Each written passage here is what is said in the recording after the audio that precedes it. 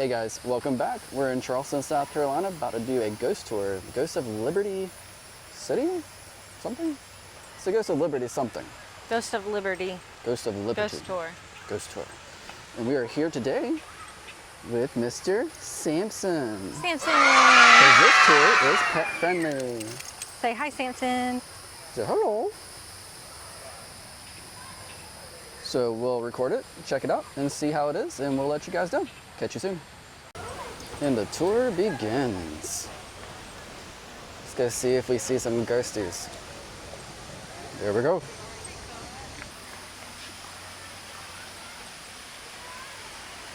Ghost mound. The dirt mound is not a part of the tour, unfortunately. Dang it.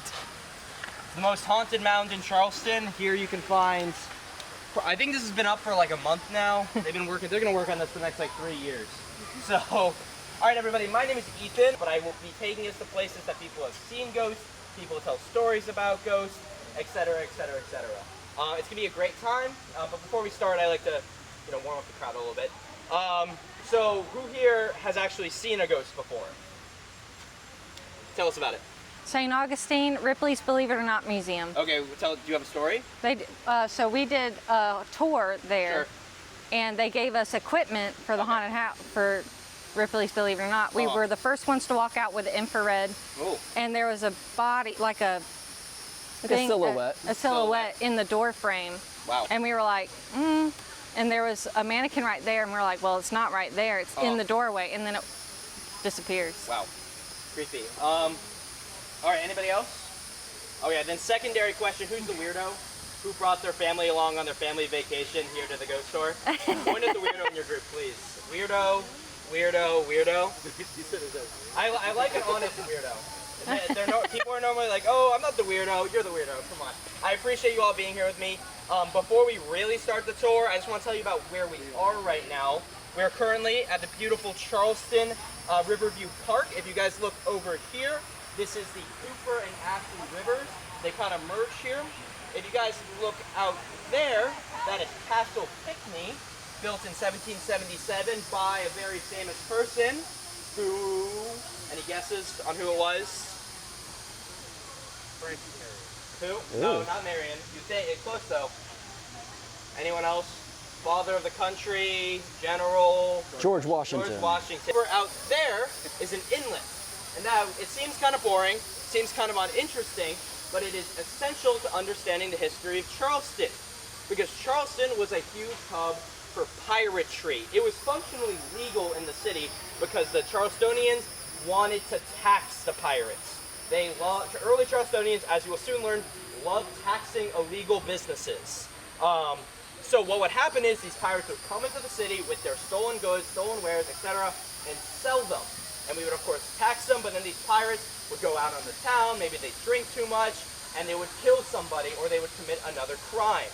That's not okay. We're cool with you killing people out there, but not here. So what would then happen is we'd hang the pirates and throw their bodies on that inlet over there. Their bodies would rot away, eaten by seabirds, and they'd get real nasty. Old Exchange and Provost dungeon.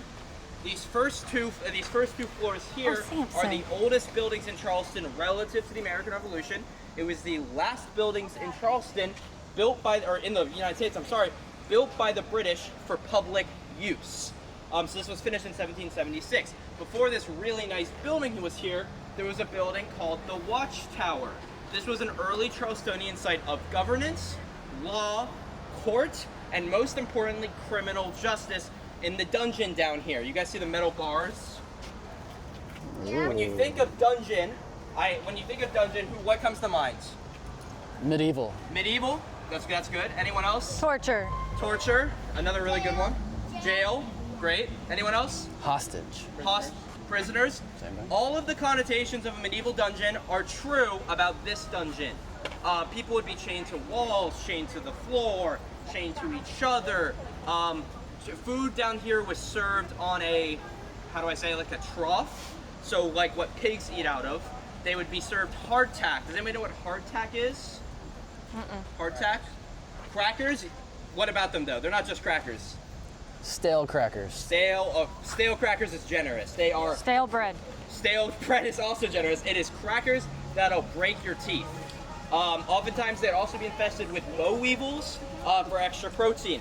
Now how it worked down here is you had to get your food first. There was a limited amount of hardtack, and if someone grabbed 2 pieces of hardtack, you weren't eating for the night. The British were cruel, cruel jailers. You were thrown in here for basically whatever reason. It was guilty until proven innocent, unlike how we do it, innocent until proven guilty. You were thrown down here, men, women, pirates, really terrible. We have on record of 80 people dying, but they were really bad. People down there would die, they would mark it. They didn't even count women as people, so they wouldn't count them in the death count. So we really have no clue. Some estimates are closer to 400, lower estimates are close to 120. One really famous gentleman who was down here goes by the name of Stede Bonnet. Has anybody ever seen Outlander? Outlander? Mm-hmm. Yep. Our Flag Means Death. That's like a modern show. Anyone? Okay, well, Stede Bonnet is actually an Outlander, if you've seen Outlander. Stede Bonnet is known as the gentleman pirate. Does anyone want to take a guess why gentleman pirate? What makes him a gentleman? Anyone? Ladies man. Ladies man? That's a good guess. He said please. He said, yes, actually, yes, that's great. So, Stede Bonnet is an aristocrat from the Bahamas, and he grew up reading about the stories of Blackbeard. He was enamored by them. Anyone want to take a guess why it's Blackbeard? No, it's not because he had a black beard. Anyone? He'd like gunpowder in his beard before a battle, so his face would be obscured by smoke for a real scary effect. Boy. Awesome job with that question, by the way. There we go. That was a great guess. Moving on down the street. I'm gonna use the term "ladies of the night" for this this part of the tour, but working women, that works too. So Charleston is early Charleston, and Charleston until 1987, during Hurricane Hugo, had a very, very large lady of the night working woman population. And wealthy men in Charleston, there was tiers, and the highest one was called an escort. And wealthy men would often hire these escorts to sit with them at fancy business dinners and kind of paw at their shoulder and just be a pretty little face to look at during big business meetings. Also, it made them feel really nice, kind of like a trophy wife, if that modern concept is applicable. So one of these working women is by the name of Helen.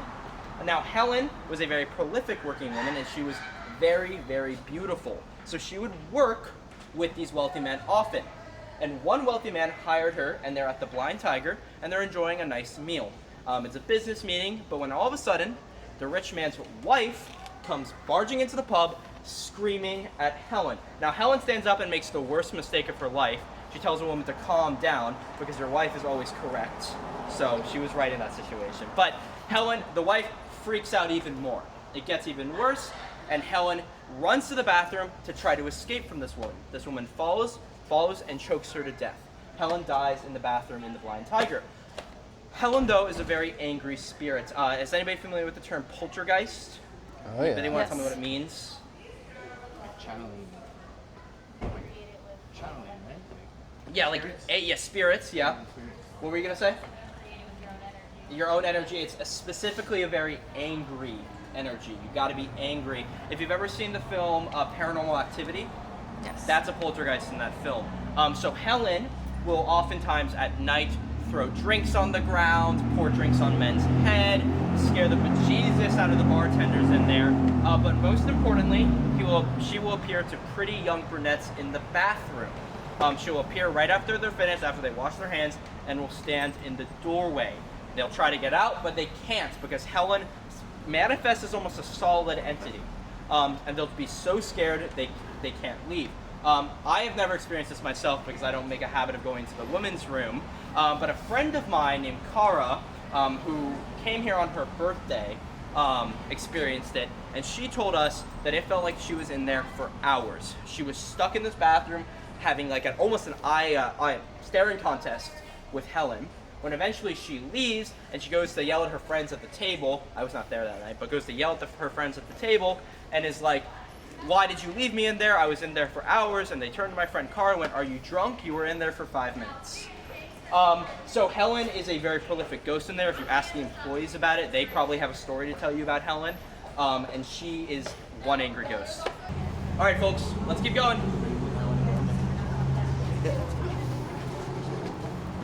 Suffocation, no breathing. Here they have a really good, fish and chips. I'll be locked in the bathroom. You gotta behave. Like him. Look how he's behaving. He's so cute. So Samson. he's like, yeah, Mommy said this is fun. This is awesome. I'm having so much fun looking at that face. Don't you pee on that. Are you crazy? And just like that, Samson is haunted. He's not haunted. He might be.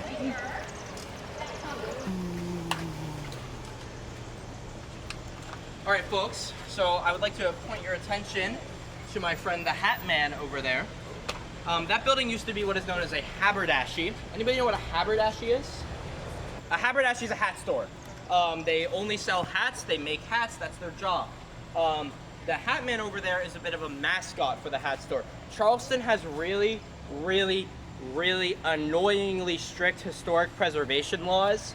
Basically, if anything's older than 70 years old, you're not changing it. I'm currently trying to get a latch changed at my apartment, and I can't get it changed because it's so old that I have to go through fees, bureaucracy. I've called like, okay, I don't want to talk. This is for my therapist. Y'all are not my therapist. I'm sorry. It's really a really daunting process. Anyway, over here is the Hat Man. They discovered the Hat Man after they were redoing the building. They stripped it of its paint, and they found him, so he has to stay there. If you can kind of tell, it's a little bit discolored over there. That is the old paint. Now, early Charlestonians treated the Hat Man as a bit of a disciplinary tool. Does anybody know what Krampus is? No. Krampus? Okay, the best way to describe it is evil Santa. Instead of giving Krampus. children gifts, he takes children if they're bad. So the Hat Man is kind of like that. Kind of like the Grinch, actually, yes, kind of like the Grinch. The Grinch is a little bit more toned down. There's some scary stories I read about Krampus. German, of course, he's a German horror story. Anyway, the Hat Man's a disciplinary tool just like Krampus.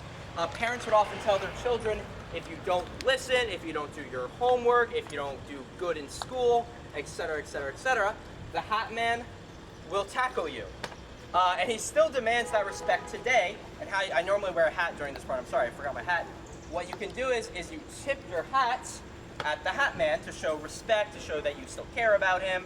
And a couple tours ago, everyone was wearing a hat. It was hot, it sucked, it was miserable, it's terrible. You guys have been here for long enough. And everyone tipped their hat except for one man. And everybody turns to me and goes, come on, man, just tip the hat. Who cares? Just tip it. But he didn't tip it. And we walk about a block that way, and he trips and falls. Now, we help to get him up, and drop your phone. And everyone turns around and goes, come on, man, you really should have tipped your hat at the Hat Man.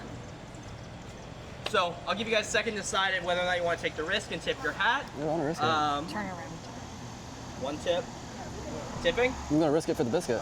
Tip You're your crazy. hat. Oh, you are the crazy one tonight. Are you tipping it?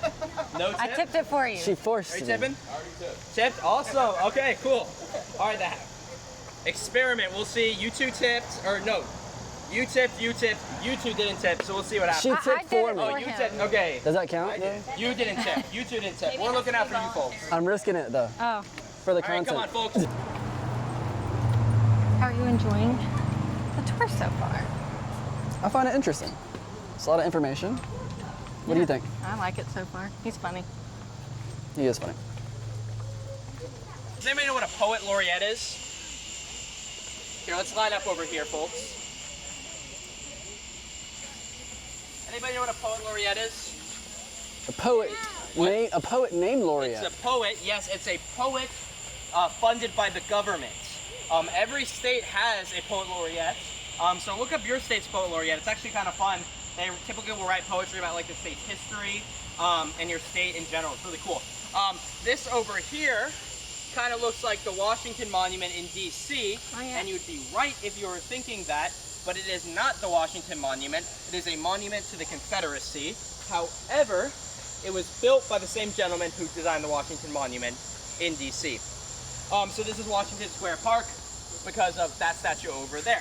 Oh. But I'd like to tell you a little bit about the Ravenel family. Is anybody here living in Mount Pleasant or staying in Mount Pleasant for their vacation? Mount Pleasant, anyone else? That big bridge you guys pass on, that is the Arthur Ravenel Bridge. Not the Ravenel that we're going to be talking about here, but he was a congressman who helped build the bridge. Irregardless, the Ravenels are an old and powerful family here in Charleston. They're one of the first families in the colonies, and because of that, they're one of the richest families in the colonies. They lived right here in this house behind y'all. I believe they still do. If anyone has seen the show, it's on Bravo. I always forget the name. It's either Southern Charm or Southern Hospitality. Southern Charm. Southern Charm. Has anyone seen the show Southern Charm? The Ravenels, okay, you guys have seen it. My The mother. Ravenels are on Southern Charm, correct? Yeah, I've been told they're a big part of Southern Charm. So they're an old and powerful family. When you think Southern or aristocracy, you should think about the Ravenels. One Ravenel, though, I want to tell you about is by the name of Anna. Anyone here an English nerd? Big English nerd? No? I'm a big English nerd, so I love this story. Anyway, by the name of Anna. Anna, like any teenage girl, hangs out on her porch and watches the park, and watches the men in the park specifically. And there's one man who would sit in this general area over here who she took a particular interest in. She thought he was mighty cute. He was a writer, and he was specifically a poet. Anna would gaze out lovingly at this poet by the name of Ed Perry. Ed Perry is a 22-year-old gambling addict who is an enlisted man in the Army fleeing his gambling debts. Anna and Ed eventually fell in love with each other, but this was bad news. Because Ed is a poor enlisted man, whereas Anna is a aristocrat, a family of an aristocrat. So they're going out, and Daddy Ravenel catches wind, and he tells Anna, you cannot see Ed Perry anymore. And what does Anna do? She listens to her father, exactly. I'm kidding, she didn't listen to her dad, but that's what you all should do. They're seen in public, they're holding hands, they're even kissing in public. Yeah. Oh my. Oh my, no. And Daddy Ravenel catches wind of this. And Daddy Ravenel says one more time, you cannot see Ed Perry. And of course, Anna doesn't listen. Anna keeps seeing Ed Perry, and Ravenel sends her up to their beach resort at Edisto Island. Boo-hoo, Anna has to go stay at a beach resort full time. I would love that. That sounds awesome. And there was a lot of mosquitoes there carrying a disease known as scarlet fever. Anna catches this disease and sadly dies. This is bad for the Ravenels. Bad, because they basically killed their daughter.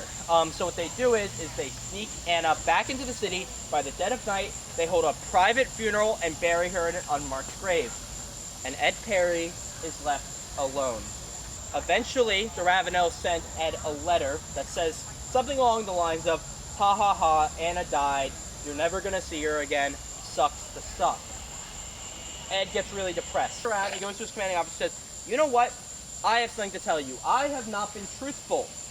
My name is Ed Perry, but I am not 22, I am 17. You cannot be in the Army when you're 17. That's not allowed. You can lie about it. Well, they don't want 17-year-olds to die. But you can lie about it, but it's not okay. Ed Perry then goes, and you know what? I've also been lying about my name the entire time. My name is not Ed Perry, but my name is in fact Edgar Allan Poe. They kick him out of the Army. He can't be in the Army. He's not allowed to be in the Army. He's a liar, and he's 17, and he's a gambling addict. He goes back to Baltimore, and on his deathbed, he writes a poem by the name of Annabel Lee. The poem goes something a little bit like this. It was many a year ago, in a city by the sea, that there a maiden lived whom you may know by the name of Annabel Lee. We in Charleston like to think that Edgar Allan Poe took a little bit of Charleston in his heart with him till the end of his life. That poem was published 3 days after his death. It was really the last thing he ever wrote. The ghost story part of this, though, is ghosts are really obsessive. You have to be obsessive to be a ghost. And Anna is as obsessive as they get. You guys see where my flashlight is pointing, that room with the light on? Yeah. Anna is said to often appear there at night and she is not a happy ghost. She moves furniture around, she throws books around. In fact, it got so bad that the big and powerful Ravenel invited people from the sci-fi show Ghost Hunters, has anyone seen that show? Oh, yeah. Into the Ravenel house to set up the ghost hunting equipment in that room. And it was pretty off I watched the episode recently, I'd never seen it before. It's pretty off the charts. All right, folks, I'd like to tell you a kind of grim story, not gruesome, let's say grim, about a woman by the name of Lavinia Fisher, who is known as Charleston and America's first woman serial killer. One for the girls, right? Woo. Now, Lavinia Fisher and her husband, John Fisher, owned an inn around here. And what they would do is they offered dirt cheap rates. Real cheap. And people would come to the inn and they'd buy a room and they would leave nothing but high reviews. The Fishers, by all accounts, were kindly and loving people. And they were great hosts as well. They would bring tea to their guests every night. But every so often, a traveling merchant or a traveling wealthy man would pay a quick visit to the Fishers' inn. And the Fishers lost their kind demeanor. What they would do is they would put cyanide in their tea. Does anybody know what cyanide tastes like? Is he a puppy? No, It's he's sweet. not. Kind of tastes He's 9 like a years certain old. nut. Anyone know? Tastes like Macadamia. almonds. It kind of tastes like almonds. So they would serve almonds tea to their guests. They would take a sip, they would take another sip, and they would eventually die. Lavinia then and John would then go into the room, strip the guest of everything he owned, including his clothes. They would pull out his teeth, do all the stuff you've seen on the gruesome TV shows, and throw him into the marshes to help expand the island. Of course, they didn't want to litter. So anyway, the Fishers would then plead innocence. They don't know what happened. They've never met these people before, and they got away with it. Until one time, a particularly robust, wealthy man stayed at the inn, and Lavinia messed up. She didn't put enough cyanide in the tea to kill him, so he merely passed out. The Fishers go in, typical routine, strip, take his clothes, and in the middle of it, he wakes up, and he starts fighting. He starts fighting for the life of him, because it literally is life or death. He will die if he doesn't get out of there. So he's fighting, and he eventually gets out of there and is running down the street calling the Lavinia's murderers. They go, Lavinia Fisher, a murderer, a murderer, a murderer. And now nobody believes them at first, but then eventually there's an investigation. And the evidence builds and builds and builds. Folks, they have evidence of 70 people. 70 people that the Fishers murdered. One for the girls, am I right? Woo! Now, Lavinia and John are set to be hung. But there's a specific rule at this time in Charleston that technically, women, if they are married, are the property of their husbands. Not a win for the girls, I'm sorry, folks. So Lavinia is hoping that since technically she is not a person, she does not have legal rights, so then she is not culpable for the murder. Now, the law system in Charleston says, oh, we know how to get around this. We're gonna make you a widow. So, on the day of the hanging, hundreds of people have gathered here. Like I said, folks, this was before I could give you a great ghost tour, so there's nothing better to do. So, there are hundreds and hundreds and hundreds of people here to watch this execution. On an average Saturday, they could get through 30 hangings in one day. They have the Fishers for last. You want to save the best for last. And they hang John first, therefore making Lavinia a widow. So then Lavinia is now culpable for her crimes she committed. Lavinia stands up there and they ask her, Lavinia, do you have any last words? And Lavinia supposedly goes, I hope it's as hot in hell as it is right now. They hang her, she dies. Is there any question about Lavinia Fisher, 30 hangings on a Saturday, anything like that? They do have a escape room about her. Really, they do? Here, Where? yeah. Here, where? Oh gosh. I forget, but it's about her wanting to kill you, so Yes. you have to escape her room, Really? the room that you're staying in. Wow, that is cool. Okay, I need to go It's on. here in Charleston. I need to figure out where that is. I That sounds forgot fun. the name. Anyone else? Any other questions? No? All right, cool. Let's go to Chalmers Street. Come on, folks. Does anybody know what chevaux de frise is in French? Any French speakers? I'm waiting for one day a French speaker's on the tour and I say it that way and they go, no, no, no, it is not pronounced chevaux de frise, and they get mad at me. Anyway, chevaux de frise means hair of horse in French, and these are put up after a massive slave revolt in Charleston by a man by the name of Denmark Vesey. Denmark led one of the largest slave revolts in United States history, and after that slave revolt, Charlestonians got real scared. So what they would do is they basically put early barbed wire on top of their fences so that their slaves could not sneak in the middle of the night and kill them. Some people say this is Chalmers Street, which is one of the most haunted streets. I'll tell you about this ghost. I'll tell you about some other ghosts in a second. But apparently you can see Denmark Vesey looking at chevaux de frise all throughout the city longingly.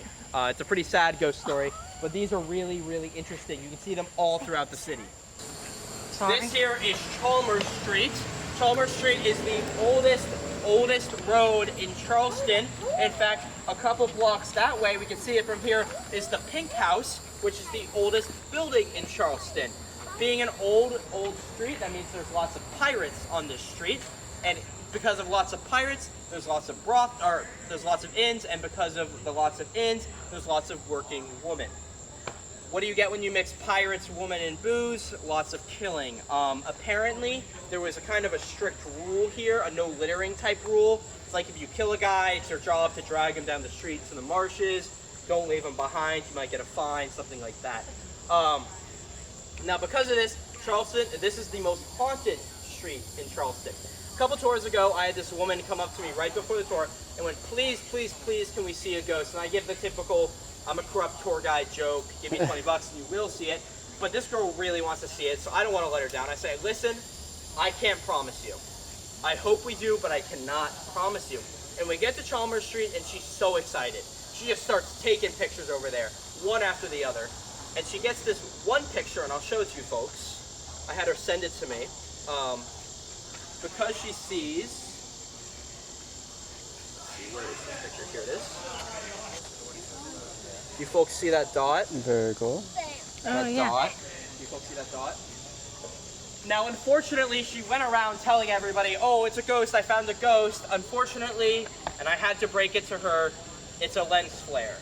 However, if you look, so big letdown, right? She's all sad, but I decided to take a second look at the picture while she's still there, and I look slightly to the right, and I see this over here. See, do you folks see that? There was nobody on the street when this picture was taken. Wow. Oh my gosh, that's a person.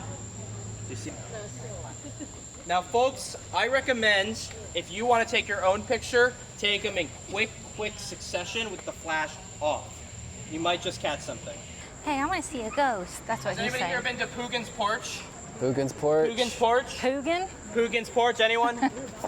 Woo! Told you all a trip. Why is it called that? There's a ghost named Poogan who haunts it. It's a little ghost dog. Aw, ghost puppy. Samson, do you see it?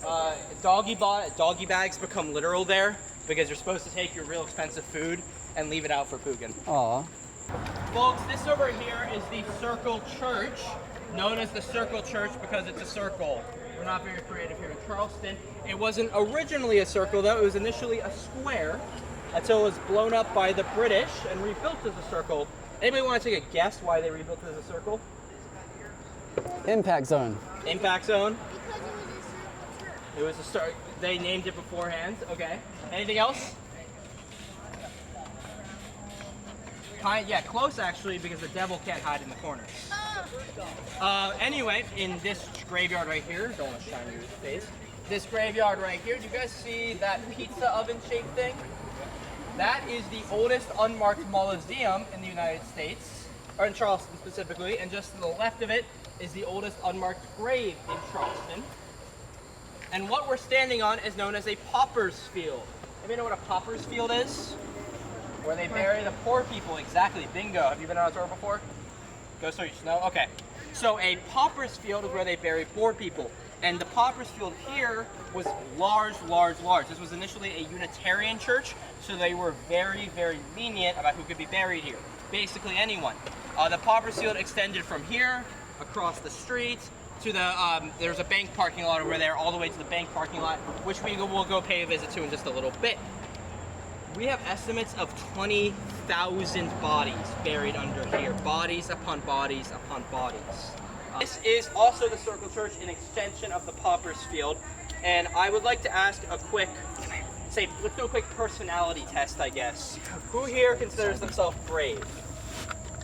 Brave, brave, brave. Great follow-up question. Who here would stay the night in this graveyard here? Oh, that'd be fun. All right, well, you guys all have plans for where to keep these people, right? In the graveyard tonight? You can leave them behind. I'll stay with them. I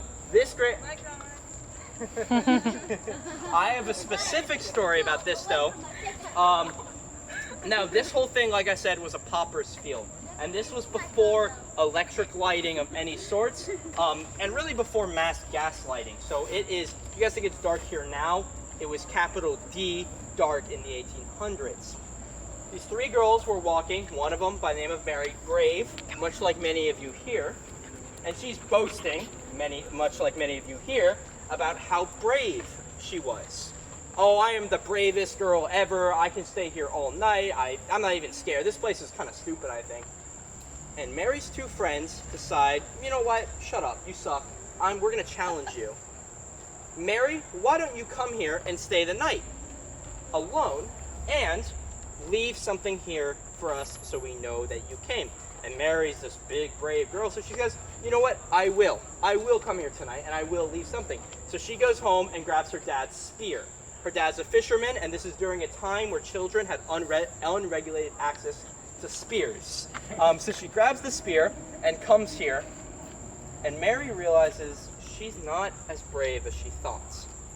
She's walking in this pauper's field, and she feels her heart begin to pound. And every step, she gets more scared, and more scared, and more scared. She feels like her heart's gonna explode from fear. Adrenaline's pumping.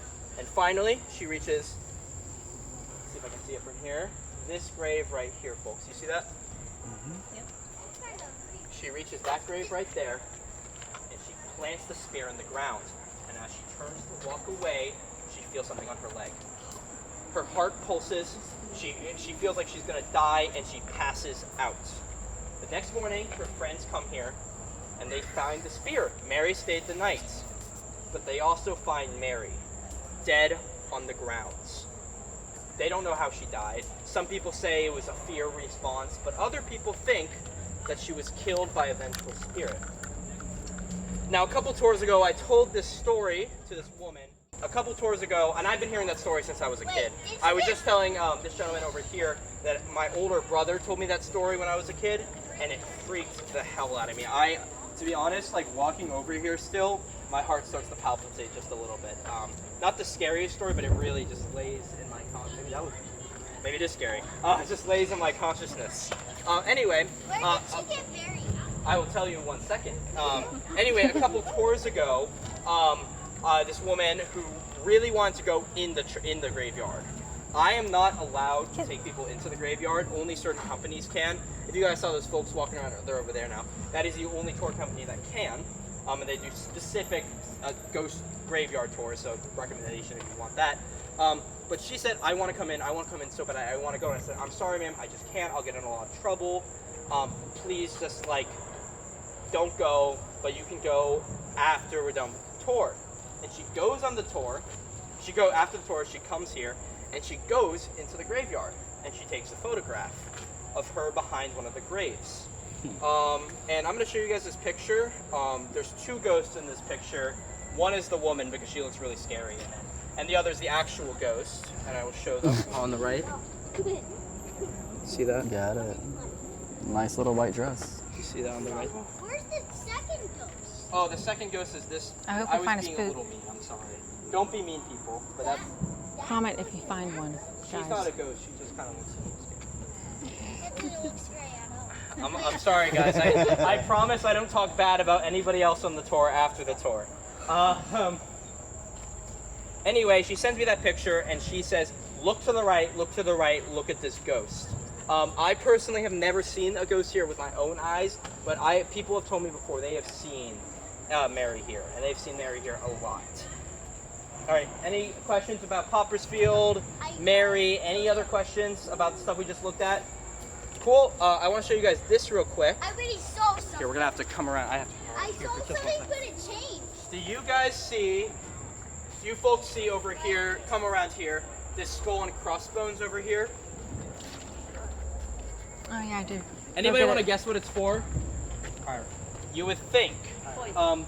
Actually, yes, close. So early Charlestonians and people really in general till like 50 years ago had a terrible understanding of germs. It's a camera. They thought that once a body was in the ground, it could still like transplant germs in the air around it. So what they would do is they'd mark it with a skull and crossbones and go, hey, this area is kind of poisonous, don't go here.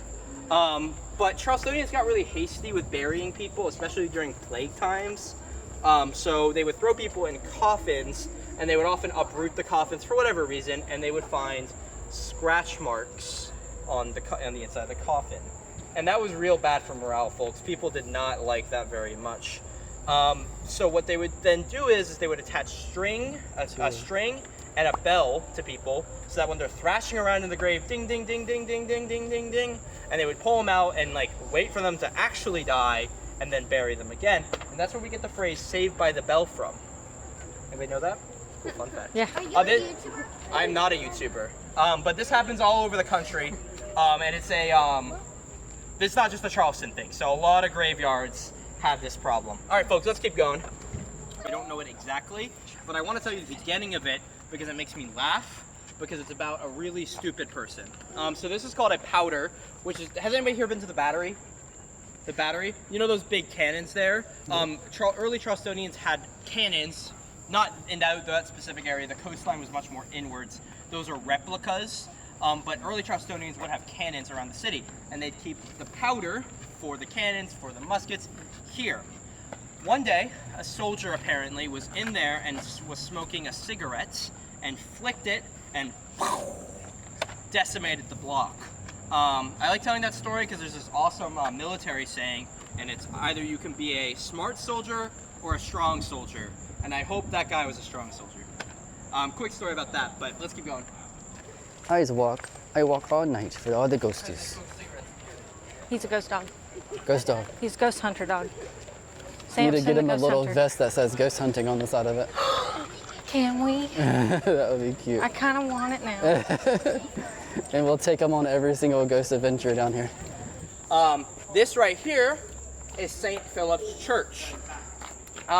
This is the St. Philip's Cemetery. That is the St. Philip's Graveyard. Does anybody know the difference between a graveyard and a cemetery? Or cemetery graveyard, yeah. Does anybody know the difference? One's because they're on a church. And On one... a church ground, yes. Graveyard is on church ground. It is holy. And St. Philip's has some really specific rules about who can be buried here. You have to be born, bred, and dead Charleston. John C. Calhoun was not born, bred, and dead Charleston, but was born in Abbeville, South Carolina. But yet we named like half the streets after him here. Anyway, Calhoun dies here during the Civil War and is buried here in the cemetery. But the Confederates are afraid that the Union is going to come and parade Calhoun's body across the city as a war trophy when they invade. So what they do is they move him over here to an unmarked grave in the graveyard. A couple years later in the 1890s, a parishioner is telling the story and they go, oh wait, guys, we forgot about Calhoun. Where'd he go again? Shoot. They forgot. And they go check the graveyard and Calhoun is buried there. So they move him back over to this side, to the cemetery. But some people say Calhoun is real confused about where he's supposed to be buried. So he will come across the street over to the graveyard, over to the cemetery, and check to see where his body is. That's one version of the story. The other version of the story is his beautiful second cousin / wife by the name of Fluoride was born, bred, and dead Charleston and buried over here in the cemetery. So he'll pay her a visit and let's say do a late night conjugal visit with his ghostly wife. / cousin. So that's the story here. Is there any quick questions about Calhoun, anything like that? Because there's one more story I want to tell you. If there's nobody over there. Yeah, I have time. All right, let's go across the street. this is gonna be our last story here tonight, so I want to tell this story real quick for you folks. A little bonus story. I normally only tell one or the other. I'd like you to tell.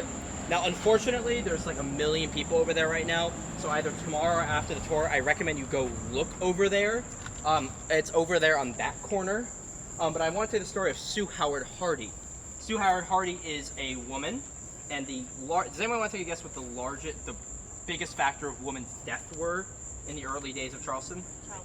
Childbirth. Childbirth is exactly right. I've had some people on some tours say men are the cause, and they're kind of right. I'll give that to them, right? Yeah. It'd be bears now. It'd be bears now. Yeah, exactly. If you're on Twitter.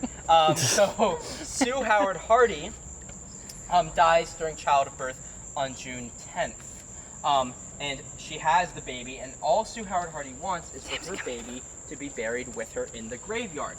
The problem is, this is a Catholic church. Does anybody know why the baby couldn't be buried here in this Catholic church? Baby was not baptized, exactly. Some people know their church law. So the baby was not baptized, so couldn't be buried in the church. But Sue Howard Hardy's husband, John Howard Hardy, didn't care, and decided that he was going to dig up her grave and throw the baby in there with her, so they could be together in the afterlife. The church found out about this and took Sue Howard Hardy, or the baby, out of the grave.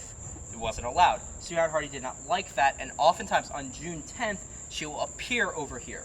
This caused a huge problem for this church.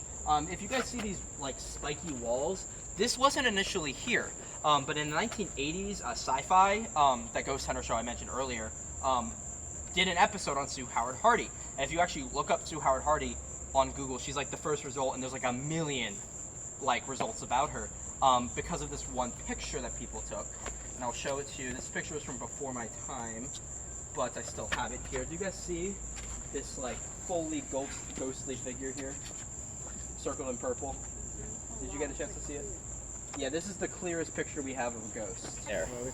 Do you see that, folks? Got it. And because of that, people came and swarmed here. Hundreds and hundreds of people. They'd interrupt church ceremonies. They would interrupt weddings. They'd interrupt all sorts of things. It got so bad, they put up this gate, and over there, and I really wish we could go over there, but that's like the most popular spot for ghost tours in the city. There's a hilarious sign that says, the only ghost at St. Philip's is the Holy Ghost. Learn more about the Trinity, including the Holy Ghost, on Sundays. Why can't we go over there? There's just 1 million people over there right now, and ghost tours aren't supposed to interrupt each other. It's a good common courtesy. But, folks, that is our tour. I really, really appreciate you all going with me, giving me your Saturday, giving me your vacations, giving me your time off, weddings, birthdays, etc. It means a lot to me. This is like my favorite thing to do.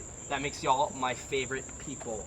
After the tour, you're going to get an email from Ghost City asking for a review. If you like the tour, please give it a 5-star review. If you didn't like the tour, my name is Michael, and I've never met you people. I also accept tips, no pressure. But I'm going to walk back to the venue where we first met. If you want to walk with me, we'll head over there. There's one more spot we can go look at. We're not supposed to look at it, so we're going to be just friends if we do that. But otherwise, if you know where you're going, if you know how to get back to your hotel, thank you so much again for giving me your night. Thank you. Thank you. All right, thank you, folks. Cool. I'm going to start walking back to the venue in just a second. Let me make sure everyone knows how they're getting back. That concludes the ghost tour. We had Ethan as our tour guide, and he was great. Recommend him. Definitely recommend Ethan. He was amazing at his job. And what was the ghost tour of Charleston? What was the website Patriots, name? it's the Liberty Ghost Tour. So I don't remember exactly the name, but we're gonna put the link in the description. We're gonna have everything for Ethan down there. And once we get the review submitted to us through the email, we're definitely gonna have a 5-star rating for Mr. Ethan. Oh yeah, he was awesome. So we'll provide that information for you guys, and we'll catch you in the next one. All right, bye. Bye.